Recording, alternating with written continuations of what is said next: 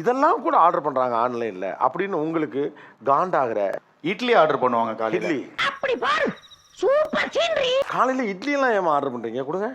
அது கூட செய்யறதுக்கு ஒரு சோம்பேறித்தனம் தான். டயர்டா இருக்கு. ஆனா நைட்டு தான் நிறைய ஆர்டர் பண்றாங்க. நீங்க காலையிலே ஆரம்பிச்சிடுறீங்களேம்மா. காலையிலே இட்லி.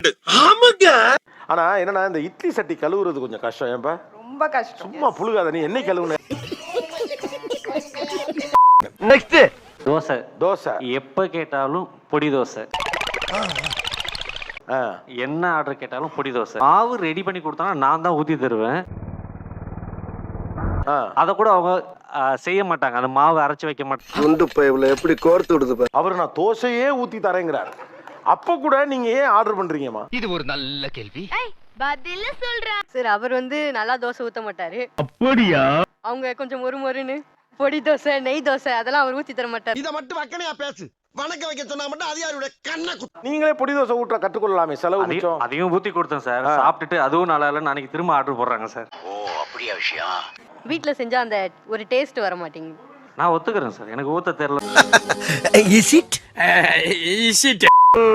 நெக்ஸ்ட் காலையில காஃபி ஆர்டர் போடுறாங்க சார். காஃபி. காலையில காஃபி ஆர்டர் போடு. தெய்வமே. காலைல ஒரு காஃபி தானே சார் ஆர்டர் போட்டு தந்தா என்ன சார்? நல்ல பார்ட்னர்ஷிப். இப்படியே மெயின்டைன் பண்ணி ஓட்டுங்க. பால் பாக்கெட்டே 10 ரூபா சார். அதுக்கு என்னப்பா? பால் பாக்கெட் 10 ரூபாய். பால் பாக்கெட் 10 ரூபா. பால் பாக்கெட் வாங்கினா 2 பேரே போட்டு குடிச்சலாம். ஓ 2 பேர் தான் இருக்கு வீடு. ஆனா ஒரு காஃபி 65 ரூபா வரும் சார். சரி. இருந்தாலும் பாத்திரம் எல்லாம் க்ளீன் பண்ணணும் சார். அது கொஞ்சம் டைம் எல்லாம் நமக்கு சேவ் தானே. எங்கேயோ போயிட்டடா நீ. எங்கேயோ போயிட்ட. அது மிச்சம் பண்ணி என்ன பண்றீங்க அந்த டைம்? அப்படி இல்ல சார். ஆர்டர் போட்டு காஃபி குடிச்சிட்டு மறுபடியும் படுத்துங்க ஆரம்பிச்சிருவாங்க. தெரியாம தான் கேக்குறேன். இதெல்லாம் ஒரு பொழப்பா? கம்மினு போயிடுவேன். அவங்க மறுபடியும் படுத்துங்க ஆரம்பிச்சிருவாங்க. எப்பெல்லாம் காலையில காஃபி ஆர்டர் போட்டு குடிக்கணும்னு தோணும்? என்ன எல்லாத்துக்கும் கேள்வி கேட்டுங்க. எப்பெல்லாம் தோணுதோ அப்போ போடுவோம் சார். 7 நாளும் தோணுமா? தோணும் சார். இல்ல தோணுதா? போதும் லிஸ்ட் பெருசா போய்கிட்டு இருக்கு. நெக்ஸ்ட் 12 மணிக்கு மேல மெதுவா ஆரம்பிப்பாங்க.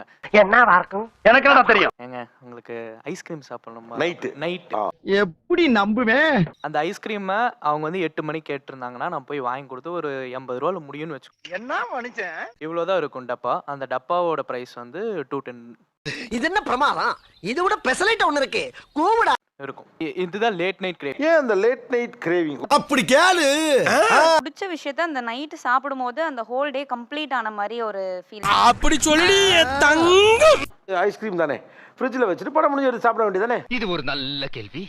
பதில சொல்றேன். ஃப்ரிட்ஜ்ல வச்சு நம்ம சாப்பிடும்போது அது அவங்க டெலிவரி பண்ணி நம்ம ஆர்டர் போட்டிருக்கோம். ஓ அப்படியா? ஏப்பா இத முதவே சொல்ல கூடாதா? அது நம்மளுக்காக வந்துட்டு இருக்குன்னு சொல்லி நம்ம அதை வெயிட் பண்ணி நம்ம சாப்பிடுறதும் வெயிட் பண்ணி வெறியேறி சாப்பிடும்.